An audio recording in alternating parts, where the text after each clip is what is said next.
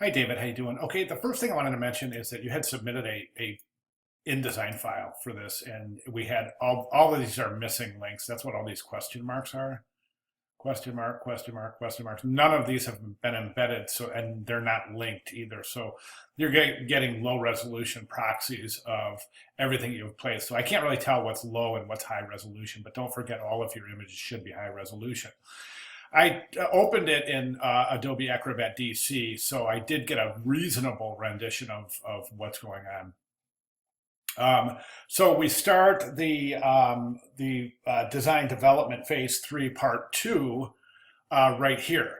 And I think there's a couple of things like this looks good. I think this is good. That's your basic foundation, your basic logo. And then you have it on the kind of fifth element graphics in the background. So good setup so far. Now we come over here and you've got, this is where I'm getting a little confused as to where this is going right here. There's a couple of things going on here. I think that presenting the main logo right here along with this horizontal logo, I wouldn't do it. I think it's too fragmented. There's too much going on here. It's losing. There's this thing called Hicks law, and it's a Hicks. You probably know Hicks law because you know a lot about a lot of different things, as I have found out in discussion board. But Hicks law states that every time you add something, it takes away from what's already there. So by adding this main logo to your horizontal logo, it's taking away from the horizontal work, or not the horizontal logo, but the horizontal graphic. So in all of the areas where you can use this horizontal graphic, you're diminishing its versatility by presenting the main logo. Another thing that's happening is you're creating this visual tension because in your main logo, you've got the main logo and then you've got 2022, which is centered underneath it. So over here, you've got 2022, but it's offset. It's not centered underneath the logo. So that creates some visual stress. That in conjunction that this is a really busy graphic to have next to another very busy graphic. So for that reason, I would recommend in your horizontal work, only use this and don't include this. I think it will really clean up the presentation considerably.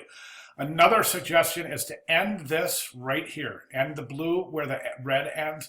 Pull the blue down closer to and place the blue behind the red so that this kind of foreground is in front of the background so you don't have this little white space right here. Okay, and again, use that only as your horizontal graphic. Okay, now we get into our final pictogram choices, and you've got two presentations of your pictograms, which again adds a little confusion. Which one is it? Is it going to be this presentation or this presentation? Which one is it going to be? You can't really show both because that again creates some confusion. Over here, we've got, again, see what I'm saying about this banner right here? You've got so much going on here that it's losing all meaning. You've got a bunch of pictograms. Then you've got the logo, you got that offset 2022, you've got this offset blue background, you've got it all on the textured background, and it's too much. The viewer will never remember this. And remember, graphics should be memorable. Take a look at this right here. Okay, think how memorable this would be if we just had the horizontal graphic and forget that logo right there for now. You can put it in the corner at a small size just to reinforce the Olympic logo, but I think right now this sign again it's just convoluted. It's diluted down to an impure state because there's so much going on. Okay, this image right here, I would crop this something like that because there's just so much going on around the background, and you got this little tiny sign. Okay, and then these, I think these look good. This is kind of solid here because you've got this vehicle, and the airplane all have the same kind of fifth element background going on. So these are versatile. Okay, this one, it doesn't have that. So again, if this is like which part doesn't fit in this, it would be this. Now, I don't think you need three different vehicle wrap shots in this. I don't. I think that you could tone that down. Again, here, just instead of having all of this stuff, just that one horizontal logo, like you have here, without all of this, and this. Okay. I think this looks great. I mean, I think this is probably some of your strongest work right here. Why, David? Because it's some of your most simple work. Therefore, it's some of your most memorable work. It's nobody's gonna forget this. Why? Because you've got your logo mark, and then you've got your word mark. And that's all. So we don't have all this other stuff to really concentrate on.